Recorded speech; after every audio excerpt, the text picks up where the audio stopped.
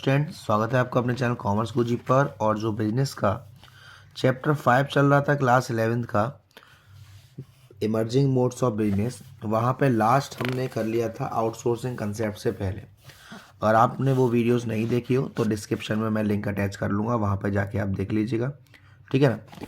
और डिस्क्रिप्शन में आपको मेरा व्हाट्सएप नंबर भी मिल जाएगा, तो व्हाट्सएप पे आप मेरे ग्रुप्स में ऐड हो सकते हैं, डाउट्स वगैरह पूछ सकते हैं मेरे से।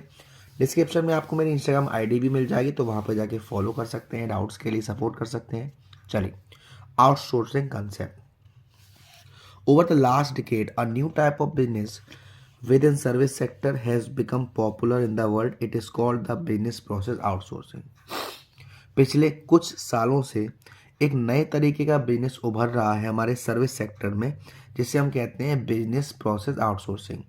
बेनली इस पैराग्राफ को पढ़ने से पहले मैं आपको बता दूं कि ऐसे बिजनेस जिसमें दो एक्टिविटी होती है, एक उनकी कोर एक्टिविटी होती है और एक उनकी नन कोर एक्टिविटी होती है। कोर एक्टिविटी का मतलब होता है मेन एक्टिविटी। फॉर एग्जांपल जैसे कि स्कूल। अब स्कूल में जो मेन एक्टिविटी होती है वो होती है पढ़ाना। आपने स्कूल में कभी नहीं देखा होगा कि एक प्रिंसिपल कैंटीन लगा के बैठा हो, या एक प्रिंसिपल वहाँ पे जो साइकिल स्टैंड है उस पर ध्यान दे रहा हो। नहीं, वो ये काम किसी और से करवाते हैं। उसको हम कहते हैं आउटसोर्सिंग कंसेप्ट। जब भी एक कंपनी, जब भी एक बिजनेस अपनी नन कोर एक्टिविटी किसी दूसरे इंसान से करवाती है, उसको हम कहते हैं आउटसोर्सिंग कंसेप्ट। अब हम पढ़ते हैं। BPO refers to getting a business task accomplished through an outside agency. Initially, only a few companies in the United States adopted the practice of outsourcing by assigning the routine job to outside agency so that company could concentrate on critical issue without wasting time on routine work. BPO का मतलब होता है जब हम business task किसी दूसरी outside agency से करवाते हैं। बेसिकली पहले यूनाइटेड स्टेट्स जो था वहाँ पर इसको अडॉप्ट किया गया था बहुत सारी कंपनीज द्वारा। धीरे धीरे ये हमारे अदर कंट्रीज में भी पॉपुलर हो गया। Earlier company use to hire outside agency to perform task which use to come up occasionally. For example, company use to hire service of management consultant for getting their employ train और to design their advertisement. Company क्या करती है, service of management जो consultants होते हैं उनको higher करती है ताकि वो अपने एम्प्लॉयज़ को ट्रेन कर सकें, एडवर्टाइजमेंट के लिए डिज़ाइन बना सकें। The routine job were perform by the regular staff the company. जो रूटीन जॉब है वो तो रेगुलर स्टाफ कर रहा है, और जो नन कोर एक्टिविटी है वो हमारी आउटसाइड एजेंसी कर रही है, ठीक है ना। After sale services, maintaining books of account, the company must identify what is their core competence and concentrate only on that, and outsource other function to outside agency which are specialists in these functions so that company can concentrate on crucial matter। क्या काम है ना, company अपने core activity पर खुद ध्यान दे, अपने none core activity को पता लगाए और वो उन लोगों से करवाए जो उसमें एक्सपर्ट है। अब फीचर्स क्या हैं इसके। सबसे पहला, BPO involves contracting out. Outsourcing means to source out what you have been doing in-house. For example, most of the company were appointing their own security guards for protection and safety of their premises, but how they have entrusted outside entity to perform these activities for their organization on contractual basis. Company जब किसी दूसरे person से काम करवाती है तो उसे अपने सारे सीक्रेट्स बताने पड़ते हैं, और कैसे आप किसी दूसरे पर्सन पे इतना भरोसा कर सकते हैं कि वो आपकी जो चीज़ है, आपके जो गुड्स है, आपका जो घर है, उसको वैसे ही ध्यान रखे जैसे आप रख रहे हो। उसके लिए वो कॉन्ट्रैक्टिंग आउट करते हैं, कॉन्ट्रैक्चुअल बेसिस पर करते हैं। Generally non core business activity are outsource. Organisation prefer initially to outsource non core activity, for example security services, sanitisation services. Basically जो हमारे बिजनेसेस होते हैं उसमें जो नन कोर एक्टिविटी होती है उसी को आउटसोर्सिंग करवाया जाता है। कोर एक्टिविटी जो कंपनीज हैं वो अपने आप करती हैं। Basically security services, sanitisation service ही नन कोर एक्टिविटी में आता है, इनको हम दूसरों से करवाते हैं। Like for a school, educating a student is a core activity whereas running a canteen, uniform counter are non core activity। School की जो मेन एक्टिविटी है वो एजुकेटिंग है, एजुकेट करना, पढ़ाना, और नन कोर एक्टिविटी जैसे कैंटीन चलाना, यूनिफॉर्म काउंटर, ये सारी नन कोर एक्टिविटी है। तो they prefer to outsource canteen, book shop, uniform counter and keep education with themself only. तो most of the business firm are opting for outsourcing ये types हमारी services होती हैं: financial services, advertising services, courier services, customer support services. Financial services में पैसे से related, advertising services में प्रचार वगैरह करना, कोरियर सर्विस में सामान को एक जगह से दूसरे भेजना, कस्टमर सपोर्ट सर्विस कोई आपके यहाँ फ़ोन करे तो आपके बारे में जानकारी दी जा सके। थर्ड, प्रोसेस में be outsource to a captive unit और अ थर्ड पार्टी, मतलब कि आप किसी अच्छी यूनिट को भी वो ट्रांसफ़र कर सकते हो जो आपके बिजनेस से रिलेट कर रही है, या किसी थर्ड पार्टी को भी दे सकते हो। कैप्चर बीपीओ यूनिट्स, इसका मतलब क्या है? Which provide service of a given kind to only one form. Example, General Electric is the largest captive BPO unit of India for providing certain goods of service to the parent company in the US. अब captive BPO unit का मतलब क्या होता है? जो सिर्फ एक ही तरीके के सर्विस प्रोवाइडर में डील कर रही है। लेकिन वहीं बात करी जाए third party service provider, third party service provider specialist होते हैं बहुत सारी प्रोसेस में। एक हॉरिजॉन्टल होती है और एक वर्टिकल होती है। हॉरिजॉन्टल में क्या है? Person firm which provide their service to a wide base of clients cutting across industry providing assistance, उसे हॉरिजॉन्टल्स कहते हैं। और वर्टिकल्स में वन और टू इंडस्ट्री आपस में मिलकर काम करती हैं, उसे वर्टिकल्स कहते हैं।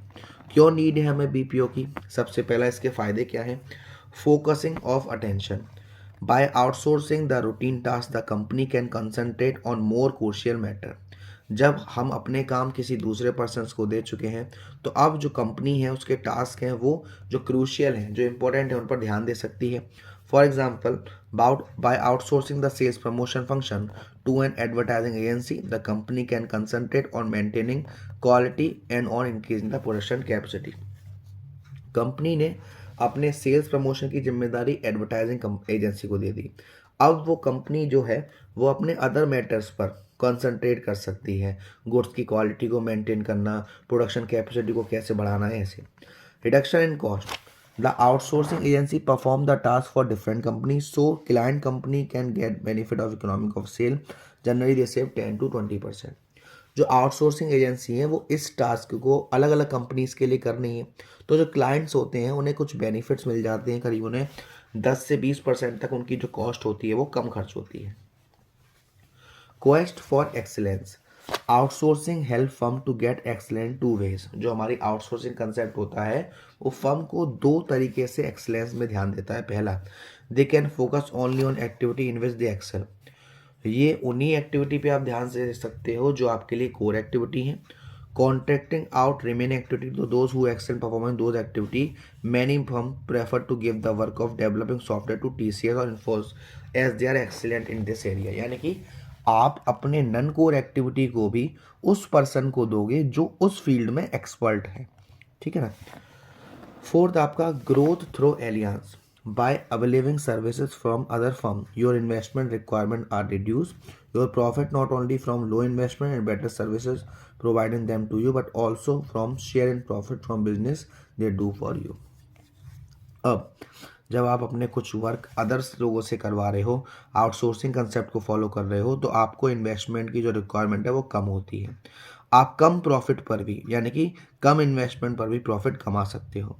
Therefore you can expand rapidly apart from financial return, outsourcing facility, inter organisation knowledge sharing and collaboration, ये सारे फीचर हैं जिसको आप एक्सपेंड कर सकते हो। और यही मेन रीज़न है कि आज की डेट में जो आउटसोर्स है वो रूटीन वर्क के अलावा भी कोर एक्टिविटी पर भी दिया जा रहा है।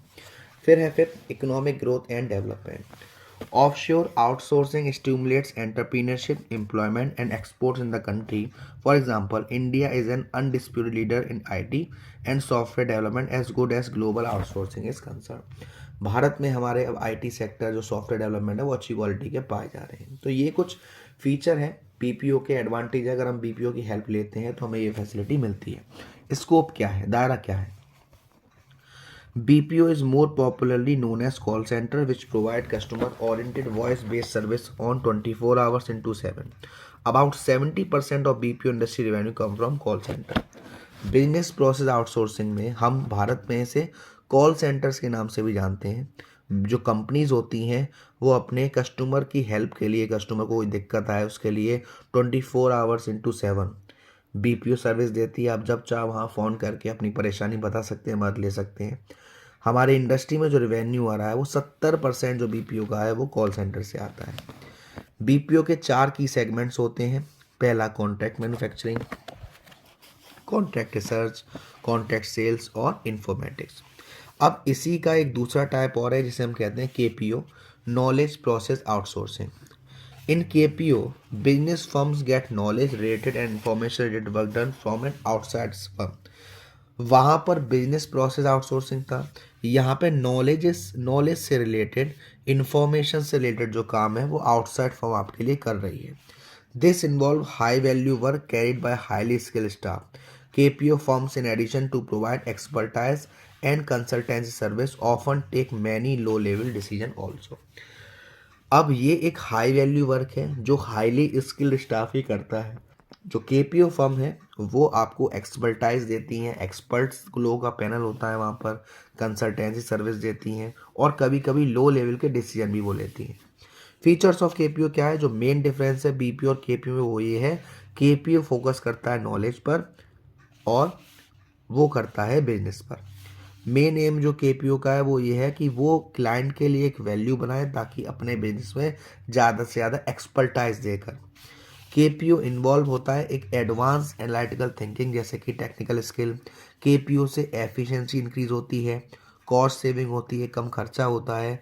जो केपीओ की कुछ कॉमन सर्विस हैं वो ये दे रखी हैं, रिसर्च सर्विसेज है, legal service, patent, data analytical, valuation, ये सारी चीज़ें। तो ये आपका यहाँ पर ये 5th chapter emerging modes of business ख़त्म होता है। अगली वीडियो में हम आपका 6th चैप्टर स्टार्ट करेंगे जो शायद सोशल रेस्पॉन्सिबिलिटी है ना। तो वीडियो पसंद आई हो तो वीडियो को लाइक ज़रूर करिएगा, शेयर ज़रूर करिएगा। अब तक चैनल को सब्सक्राइब नहीं किया है तो प्लीज़ सब्सक्राइब कर दीजिएगा। Thank you so much, love you all.